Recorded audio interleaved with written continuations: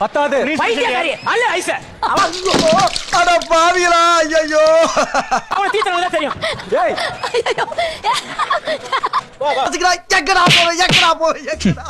எனக்கு என்ன பிரச்சனை? பின்னாடி சபானா பார்த்த உடனே உருகும்.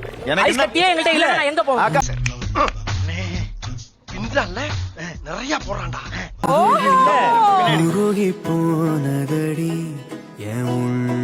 அவனை சொல்லி நிறுத்துங்களேன்டா. அவன் நிறுத்து வந்துட்டே இருக்கான் போறா. நான் வந்து சின்ன வயசுல குக்கிங் தான் விளையாடிட்டு இருந்தேன். Cooking game. ஏய், நானும் சொப்பு தான் விளையாடுவேன். மாத்தி புழுவாதீங்க. சொப்புன்னு அடிச்சேனா? அந்த மாதிரி. அப்போ நினைச்சது குக் வித் கோமாளி வரணும்னு. இதெல்லாம் நம்புற மாதிரி அங்க இருக்குது. சொப்பு சமையலா? ஏய், நானும் சொப்பு தான் விளையாடுவேன். ஷபானா என்ன கியூட்டா இருக்காங்க அப்படின்னு பார்த்துட்டு இருக்க எல்லாருக்குமே வணக்கமுங்க. இன்னைக்கு எபிசோட்ல நடந்த சுவாரஸ்யமான விஷயங்களை பத்தி டிஸ்கஸ் பண்றதுக்கு நான் வந்தாச்சு. இந்த எபிசோடோட ஹைலைட் பார்த்தீங்கன்னா பேரிங் அண்ட் அட்வான்டேஜ் டாஸ்க் தான். இந்த வீக் கிராமத்து சமையல் ஸ்பெஷல். எந்த ஒரு மெஷினும் இல்லாம, அதாவது மிக்சி கூட இல்லாம குக் எல்லாமே பாரம்பரிய முறைப்படி அம்மியில அரைச்சு சமைக்க போறாங்க.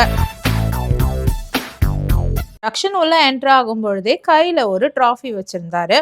அது என்னன்னு பார்த்தீங்கன்னா, chef of the week every week வாங்குற கண்டஸ்டன்ட்ஸ்க்கு ஒரு ட்ராஃபி மாதிரி கொடுப்பாங்களாம். அது வால் ஆஃப் ஃபேம் அப்படிங்கிற இடத்துல வச்சிருவாங்களாம். அதிகமான ட்ராஃபி யாரு வாங்குறாங்களோ அவங்களோட முகம் அந்த வால் ஆஃப் ஃபேம்ல நிறைய இடம் பிடிக்கும் இல்லையா? அதுவே மற்ற போட்டியாளர்களுக்கு காம்படிட்டிவ் ஸ்பிரிட்டையும், chef of the week already வாங்கின கண்டஸ்டன்ட்ஸ்க்கு திரும்பவும் வாங்கணுன்ற உத்வேகத்தையும் தரும். அப்படியா? அப்படிதான். இப்ப எப்பவும் போல 3 ஜட்ஜஸையும் இன்வைட் பண்ணாங்க. அதை தொடர்ந்து பயங்கர பயத்துல இருக்கிற எல்லா கான்டெஸ்டன்ட்ஸையும் ஒருத்தரா இன்வைட் பண்ணாங்க. வித் கோமாளி சீசன் 6ஓட கடை குட்டியான சௌந்தர்யா இந்த தடவை இல்ல. ஏன்னா அவங்க தான் லாஸ்ட் வீக் எலிமினேட் ஆயிட்டாங்கல்ல. ஆல்ரெடி எலிமினேஷனை ரொம்ப கிட்டத்துல போய் பார்த்துட்டு திரும்பின நந்தகுமார் இந்த தடவை பயங்கர கான்பிடன்ஸோட தான் உள்ள என்டர் ஆனாரு. எல்லாரும் கிராமத்து சமையல் அப்படிங்கறதுனால அதுக்கேத்த மாதிரியான உடைகளை போட்டிருந்தாங்க. வால் ஆஃப் ஃபேம்ல ஷெஃப் ஆஃப் த வீக்காக அவங்க வாங்கின ட்ராஃபியை பார்த்த உடனே ராஜுக்கும் பிரியாராமன் மேம்க்கும் செம்ம ஹாப்பி. மற்ற கண்டஸ்டன்ஸ்க்குலாம் லைட்டா பொறாமையா இருந்தது. மற்ற கண்டஸ்டன்ஸ்லாம் வாய் திறந்து சொல்லனா கூட உமேர் மட்டும் நான் தான் சொல்லிக்கிட்டே இருந்தாரு. அதாவது அவர் தான் இந்த தடவை ஷெஃப் ஆஃப் த வீக் வாங்குவாராம். என்ன சின்ன பிள்ளைத்தனமா இருக்கு. இது மட்டும் இல்லாம ராஜு அந்த ட்ராஃபியை தூக்கி எல்லாருக்கும் காட்டும் பொழுது இந்த பக்கம் உமேர் வந்து அது ஒன்றும் பிக் பாஸ் ட்ராஃபி கிடையாது, எல்லாராலையும் வாங்க முடியும் அப்படின்ட்டு இருந்தாரு. இந்த பேச்சிலேயே உமேர் லைட்டா காண்டாகிற மாதிரி தான் தெரியுது. இந்த வெறியோட சமைச்சு ஷெஃப் ஆஃப் த வீக் வாங்கினா சந்தோஷம் தாங்க. அடுத்து கோமாளிங்கெல்லாம் இந்த கிராமிய படங்கள்ல வர ஐகானிக் கேரக்டர்ஸா மாறி இருந்தாங்க. இப்ப பேரிங்கான ஆப்ஜெக்டையும் கொடுத்தாங்க. உண்டிகோல் வச்சுதான் இந்த தடவை பேரிங் இருக்க போகுதுன்னு சொன்னாங்க. சரி பிரிச்சுக்கங்க. ஆனா இது புதுசா இருக்கு. ஸ்டார்டிங்ல யாரெல்லாம் என்ன மாதிரியான கேம் சின்ன வயசுல விளையாண்டுருக்கீங்க அப்படின்னு கேட்க, உள்ள இருந்து சுனிதா நான் கோலி ஆடி இருக்கேன்னு சொன்னாங்க. வெளியில இருந்த ஷபானா நான் சொப்பு சமையல் செஞ்சு விளையாடுவேன்னு சொன்னாங்க. அதை கேட்டு உள்ள இருந்த புகழ் அட நானும் அதை தான்மா விளையாடுவேன் அப்படின்னு சொன்னாரு. ஷபானாவை ரொம்ப க்ளோஸா ஃபாலோ பண்றது தான் என்னோட வாழ்க்கையின் லட்சியம்ன்ற மாதிரி புகழ் வாழ்ந்துகிட்டு இருக்காரு இப்போதைக்கு. கொஞ்சம் ஓவரா தான் போய்கிட்டு இருக்கோமோ. போவோம். என்ன பண்ணிடுவானுங்க?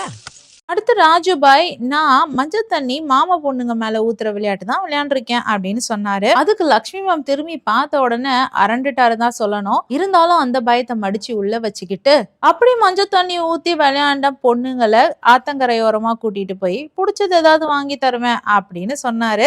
என்னம்மா நீங்க இப்படி பண்றீங்களாமா? அதுக்கு ரக்ஷனும் இரு பிடிச்சது வாங்கி தரணும்னா நீ சந்தைக்குள்ள கூட்டிட்டு போனோம், ஏன் ஆத்தங்கரையோரமா கூட்டிட்டு போற அப்படின்னு சொன்னாரு. இந்த கேஸ்ல இதான் முக்கியமான பாயிண்ட்.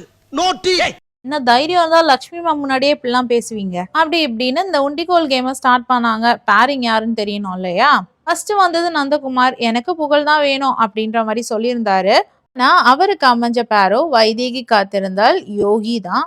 ஸோ இந்த வாரம் யோகி தான் நந்தகுமார் அவர்களுக்கு பேரா அமைஞ்சாரு. முக்கியமான 3 கோமாளியான தங்கதுரை, குரேஷி அண்ட் சௌந்தர்யா இவங்க 3 பேருமே வரலைங்க. அடுத்து வந்தது உமேர் தான். ரொம்ப ஆர்வத்தோட காத்துட்டு இருந்தாரு. அந்த வேகத்தோடயே உண்டிக்கோல்ல ஒரே ஷாட்ல அடிச்சு தூக்குவாருன்னு பார்த்தா அவருக்கு உண்டிக்கோல் அடிக்கவே தெரியல. இவர் இப்போ சுனிதா கிட்ட இருந்து டாலி வேணும்னு தாவ ஆரம்பிச்சுட்டாரு. நான் உமேர் நினைச்ச எந்த ஒரு கோமாளியும் அவருக்கு அமையல. அவருக்கு அமைஞ்ச கோமாளி யாருன்னு பாத்தீங்கன்னா சப்பானி ஷரத் அவர்கள் தான். உமேருக்கு ஷரத் வந்தது யாருக்கு சந்தோஷமோ இல்லையோ தெரியல, ராஜுக்கு ரொம்ப சந்தோஷம். அப்பாடா ஷரத் வெளியில போயிட்டாருன்னா எனக்கு ரொம்ப நிம்மதி அப்படின்னு சொல்லியிருந்தாரு. அதாவது அவருக்கு ஷரத் வேண்டாமா. நான் வியாபாரம் மாட்டேன் உனக்கு. உள்ள இருந்து வந்த சப்பானி ஷரத் பண்ண முதல் வேலையே தன்னோட மயில தேடினது. யார தேடுவாரு? மயிலுன்னு சொல்லிட்டு ஷபானா கையை தான் பிடிச்சி இழுத்தாரு. அதை பார்த்துட்டு உள்ள இருந்த புகழுக்கு பயங்கர வைத்தறிச்சு. யாரு கையை பிடிச்சி இழுத்தாலும் நீ போயிடுவியா அப்படின்ற மாதிரி ஷபானாவை கேட்டாரு. இதே கேள்விதானே ஷபானாவோட ஹஸ்பண்டுக்கும் நீங்க கையை பிடிச்சி இழுக்கும் பொழுது தோணும். நமக்கு எதுக்கு இந்த ஊர் வம்பு? சரி அளவு நம்ம போய் உழவு பாப்போம். உண்டிகோல் கேம் அடுத்து விளையாட வந்தது கஞ்சா கருப்பண்ணா. இவருக்கு பேரிங்கா வந்தது சுனிதா. ரஜினி கெட்டப்ல தான்.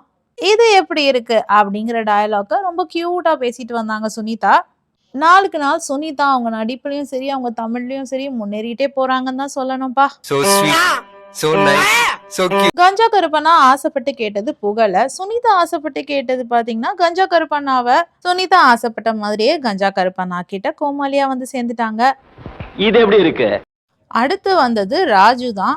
ராஜுக்கு வந்த பேரிங் யாருன்னு பாத்தீங்கன்னா காந்திமதி. அதாவது காந்திமதி வேஷம் போட்ட டாலி அவர்கள். இந்த பக்கம் டாலிக்கு பாத்தீங்கன்னா பயங்கர ஹாப்பியா இருந்த மாதிரிதான் தெரிஞ்சிச்சு ராஜுவோட பேர் பண்றத பத்தி. அவங்க செட்டுக்குள்ள என்ட்ரான உடனே, அதாவது டாலி செட்டுக்குள்ள என்ட்ரான உடனே ரொம்ப சோகத்தோட பார்த்த ஒரு ஆள் பாத்தீங்கன்னா உமேர் அவர்கள் தான். நமக்கு டாலி அமையிலேன்ற வேதனையோட பார்த்த மாதிரி தான் இருந்தது. டாலி ஒருவேளை குக்குங்களுக்குலாம் நிறைய ஹெல்ப் பண்ணுவாங்களோ. அடுத்து லக்ஷ்மி மேம் எனக்கு புகழ் வேணாம், ராமர் வந்தா கூட பரவாயில்ல, ஆனா சௌந்தர்யா வந்துடக்கூடாதுன்னு சொல்லிட்டு ஒண்டிகோல் அடிச்சாங்க. உள்ள இருந்து புகழ் ரொம்ப பெருமிதத்தோட எல்லாருக்கும் புகழ் கிடைச்சிருமா அப்படின்னு சொல்லிட்டு இருந்தாரு. கடைசியா லக்ஷ்மி மேம்க்கு கிடைச்சால் விக்கி வடிவேல் வேஷம் போட்டுட்டு சூப்பரா அழகா வந்தாங்க. அந்த கேரக்டருக்கும் காஸ்டியூம்க்கும் பேச்சுக்கும் சூப்பரா மேட்ச் ஆச்சுன்னு தான் சொல்லணும். லக்ஷ்மி மேம்க்கு பேரிங்னு தெரிஞ்ச உடனே வரும்போதே கேஸோட வந்தாரு விக்கி. என்ன ஒரு மிலிட்ரி மேன் காதலிச்சு ஏமாத்திட்டாருன்னு சொல்லவும் எல்லாரும் உமேர் லத்தீஃபை பிடிக்கவும் உமேரை பார்த்ததும் விக்கி ஆனந்தமா ஓடி வந்து அவர் மேல ஏறி உட்கார்ந்துட்டாரு. உமேரும் விக்கிய அழுங்காம குழுங்காம கேட்ச் பிடிக்க நம் தன மியூசிக் தான் மிஸ் ஆச்சு. என்ன இளவுடாது. அதுக்கு பிறகு என்ன ஆள விடுங்கடா சாமின்னு உமேர் லத்தீஃப் ஓடியே போயிட்டாரு. லக்ஷ்மி மேம் அவங்களோட பேரை கூட்டிட்டு ஒர்க் ஸ்டேஷனுக்கு போயிட்டாங்க. அடுத்து வந்தது பிரியா ராமன் மேம். எப்பவும் இருக்கிறத விட ரொம்ப அழகா இருந்தாங்க இன்னைக்கு. புடவை தாங்க பொண்ணுங்களை ரொம்ப அழகா காட்டும். புடவைக்கு இருக்க அழகே தனிதான்ல. எந்த பெண்ணிலும் இல்லாத ஒன்று. சரி, இப்போ இவங்களுக்கு பேரிங்கா யாரு வரணும்னு கேட்டதுக்கு எந்த கோமாளி வந்தாலும் பரவாயில்லன்னு தான் சொல்லிட்டு இருந்தாங்க. அவங்களுக்கு பேரிங்கா அமைஞ்சது பூவையார். ஏற்கனவே பூவையார அவங்களுக்கு ரொம்ப பிடிக்கும். பூவையாருக்கும் பிரியாராமன் மேம்னா ஒரு தனி அக்கறை தான் சொல்லலாம். உங்ககிட்ட இருக்கும் பொழுது ரொம்பவே நல்லா ஒர்க் பண்ணுவார் பூவையார். ஸோ இந்த பேரிங் ரொம்ப ஹாப்பியாவே கையை பிடிச்சிட்டோன்னா ஒர்க் ஸ்டேஷனுக்கு போனாங்க. அடுத்து வந்தது மருந்து குழம்பு புகழ் மதுமிதா அவர்கள்.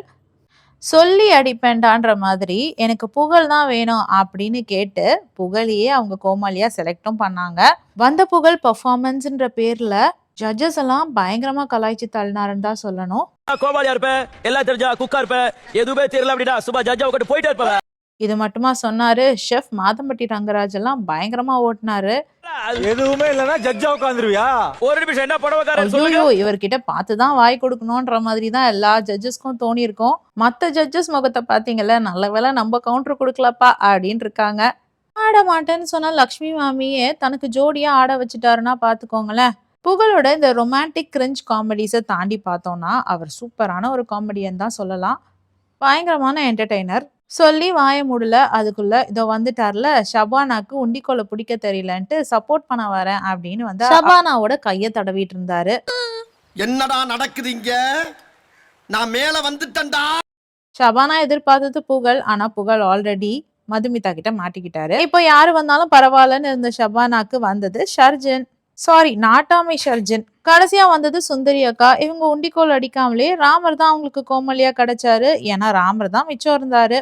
ராமர் கிடைச்சது கொஞ்சம் வருத்தம் தான்ற மாதிரி சுந்தரி அக்கா உள்ள அழுகிறேன் வெளியே சிரிக்கிறேன்ற பாட்டை பாடிட்டு போனாங்க. லாஸ்ட் வீக் பூவையார தூக்கி போட்டு பந்தாடிட்டு இருந்தாங்க சுந்தரி அக்கா. என்னடா என்ன பெரிய யோமாத்திர பேசிட்டு இருக்க? இந்த வாரம் ராமரை வச்சு என்னெல்லாம் பண்ண போறாங்களோ தெரியல, பொறுத்திருந்து பார்க்கலாம். அடுத்த அட்வான்டேஜ் டாஸ்கோட எக்ஸ்பிளனேஷன் தான். ஐஸ் கட்டிய துருவி கோலா செய்யணுமா? ஐஸ் கட்டிய துருவுற வேலை கோமாலிஸ்க்கு. ஐஸ் கோலா செஞ்சு ஜட்ஜஸ் கிட்ட அப்ரூவல் வாங்க வேண்டியது குக்கோட கடமை. இந்த டாஸ்க ரொம்ப சிறப்பா ஆரம்பிச்சாங்க. ராமரும் நைஸா திருப்பி விட பார்த்தாரு. இந்த தடவை தான் நம்ம புதுசா செய்யறோம்ல, இப்போ கோமாலிஸ்க்கு பதிலா குக்க ஐஸ துருவ விடலாமே அப்படின்ற மாதிரி ஐடியா கொடுத்தாரு. ஆனா அந்த ஐடியாவை கம்பெனி ஏத்துக்கல. வழக்கம் போல போட்டி ஆரம்பிச்சதும் மதுமிதா ஒர்க் ஸ்டேஷன்ல இருந்த புகழ் டபால்னு காணா போய் ஷபானாவோட ஒர்க் ஸ்டேஷன்ல நின்னுட்டாரு. அங்க அவர் கடலை போடுறத பார்த்த மதுமிதா நெருப்பு மாதிரி பக்கத்துல வந்து நின்னு முறைச்சு பார்த்து அவங்களோட ஒர்க் ஸ்டேஷனுக்கு கூட்டிட்டு போனாங்க. எல்லாரும் அவங்கவுங்க பாணியில கோமாலிஸை மோட்டிவேட் பண்ணி வேலை வாங்கிட்டு இருந்தாங்க. விக்கியெல்லாம் லக்ஷ்மி மேம்க்கு ரொம்ப அழகா ஐஸ் துருவி கொடுத்தாரு. இங்க ஷர்ஜனும் ஷபானாவும் எப்படி ஐஸ் துருவுறதுன்னு தெரியாமலே ரொம்ப டைம் வேஸ்ட் பண்ணிட்டு இருந்தாங்க. ஐடி விவசாயி நந்தா ராஜுவை விட கொஞ்சம் வேகமாவே செஞ்சுட்டு இருந்தாரு. மதுமிதா ஐஸ் துருவுற புகழுக்கு பயங்கரமா ஐஸ் வச்சிட்டு இருந்தாங்க. ஆனா ராஜு டீம் தான் எப்படி ஸ்டார்ட் பண்றதுன்னே தெரியாம ரொம்ப கஷ்டப்பட்டுட்டு இருந்தாங்க. ஆனா ராஜுவை வெறுப்பேத்துற மாதிரி ஐடி விவசாயி நந்தகுமார் ஐஸ் கோலா செஞ்சு ஜட்ஜஸ் கிட்ட அப்ரூவல் வாங்கிட்டு இருந்தாரு. இதை பார்த்து வயிறறிஞ்ச ராஜு, நீ நிஜமாவே விவசாயம் தான் செஞ்சியா இல்ல ஐஸ் கோலா வித்துட்டு இருந்தியான்ற மாதிரி கேட்டாரு. ஒரு கட்டத்துல தன்னோட கோமாளிக்கு ஆறுதல் சொல்றதுக்காக ராஜு, சரி நீ முடியலன்னா விட்டுரு, நம்ம மத்த கண்டஸ்டன்ஸ் என்ன பண்றாங்கன்னு பாப்போம்னு கேட்க, டாலியும் சரி ஓகே அப்படின்னு விட பார்த்தாங்க. அடிங்க சொன்னா விட்டுருவியான்னு சொல்லிட்டு மோட்டிவேட் பண்றதுக்காக பக்கத்துல நின்று பாட்டு பாடிட்டே 2 பேரும் ஸ்க்ரேப் பண்ண ஆரம்பிச்சாங்க. இது மூலமா அவங்களுக்கு 2 ஐஸ் கோலா கிடைச்சிச்சு. இப்படி எல்லாரும் தமாஷ் பண்ணிட்டு இருந்த டைம்ல ஜட்ஜஸ்லாம் டைம் முடிஞ்சிச்சு, ஸ்டெப் அவுட் அப்படின்னு சொல்லிட்டாங்க. இந்த அட்வான்டேஜ் டாஸ்க்லயும் ஃபர்ஸ்ட் செகண்ட்னு வந்தது லக்ஷ்மி மேமும் பிரியாராமன் மேமும் தான். எல்லா கோமாலிஸும் கேட்கவே ஆரம்பிச்சுட்டாங்க. இவங்க 2 பேர் தான் ஃபர்ஸ்ட் செகண்ட் வர போறாங்கன்னா, இதோ இந்த காஷ்மீர் பையனெல்லாம் காஷ்மீருக்கே அனுப்பிடலாம் போல இருக்கே அப்படின்னு சரத் சொன்னதும் நம்ம மைண்ட் வாய்ஸ் அப்படியே கேட்ச் பண்றாருன்ற மாதிரி தான் தோணுச்சு. சரி, மற்றவங்கலாம் 2, 3ன்னு ஐஸ் கோலா செஞ்சிருக்கும் பொழுது லக்ஷ்மி மேம் வந்து 7 ஐஸ் கோலாவும் பிரியாராமன் மேம் 6 ஐஸ் கோலாவும் செஞ்சிருந்தாங்க.